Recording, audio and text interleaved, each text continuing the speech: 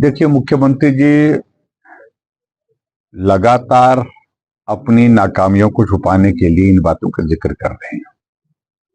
उनको सबसे पहले तो इसी बात को देखना चाहिए कि सरकार चलाने का दायित्व उनके ऊपर जो है उसको ठीक प्रकार से निर्वहन करें। उनके नेतृत्व को बहुत बड़ी चुनौती है।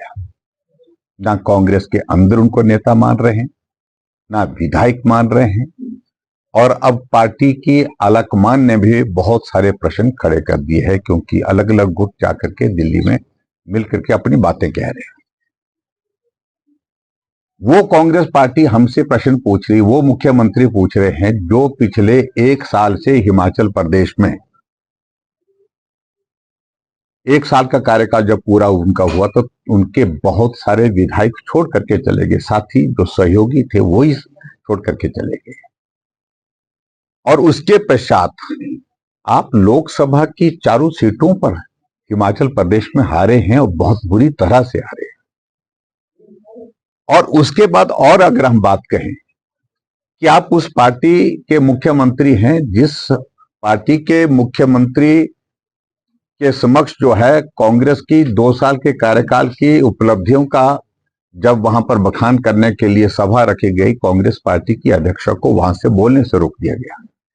इसलिए बहुत सारे प्रश्न हैं। हमारी आप चिंता मत करिए। भारतीय जनता पार्टी देश की नहीं दुनिया की सबसे बड़ी पार्टी है, मजबूत पार्टी है, और आज तक के भारतीय जनता पार्टी के इतिहास का सबसे मजबूत नेतृत्व नरेंद्र मोदी जी के रूप में देश के अंदर और दुनिया के अंदर उनको एक मजबूत नेता के रूप में जाना जाता है। उनके नेतृत्व में हम काम कर रहे हैं।